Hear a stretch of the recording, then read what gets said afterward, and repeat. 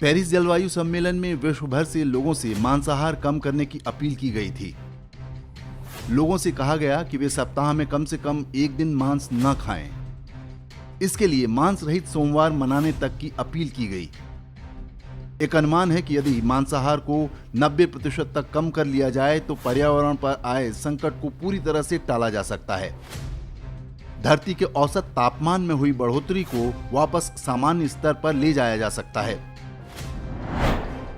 Europe के देश मांसाहार से होने वाले नुकसानों को समझ रहे हैं और खान पान में मांसाहार को कम करने के उपाय ढूंढ रहे हैं। चीन ने तो सबसे आगे बढ़कर अपने नागरिकों को सलाह दी है कि वो अपना मांसाहार आधा करें।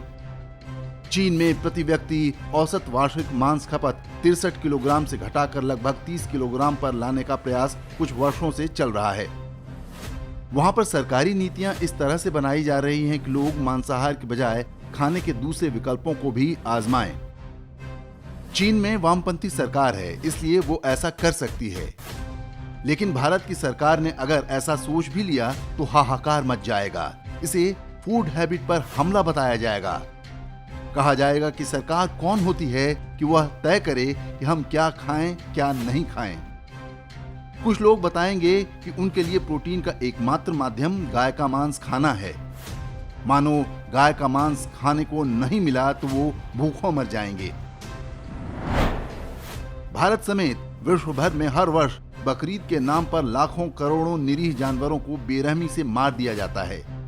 लेकिन मजाल क्या जो भारत की कोई सरकार या पर्यावरणवादी इस पर प्रतिबंध की बात करें।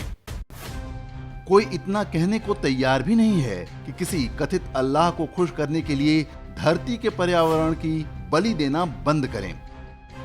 यदि कोई अल्लाह जानवरों की ऐसी सामूहिक कुर्बानी मांगता है तो उसके ईश्वर होने पर भी प्रश्न चिन्ह उठाया जाना चाहिए। पृथ्वी के तापमान में हो रही बढ़ोतरी सिगरेट पीने के जैसा नहीं है कि पीने वालों और धूम्रपान करते वक्त उनके साथ रहने वालों को ही बीमार करे। बदलते मौसम की सबसे बड़ी कीमत वो लोग चुका रहे हैं जो वास्तव में मांसाहार नहीं करते। फसल चक्र बिगड़ रहे हैं, जिसका बुरा प्रभाव अनाज और सब्जियों के उत्पादन पर भी पड़ रहा है। 1 किलो मांस को पकाने में शाकाहार की अपेक्षा 48 गुना अधिक पानी लगता है। इसके अलावा मांस के लिए पाले जाने वाले जानवर बड़ी मात्रा में ग्रीन हाउस गैसें उत्सर्जित करते रहते हैं। उनके द्वारा छोड़ी जाने वाली कार्बन डाइऑक्साइड और मीथेन गैसें कुल वैश्विक उत्सर्जन का लगभग 15% है।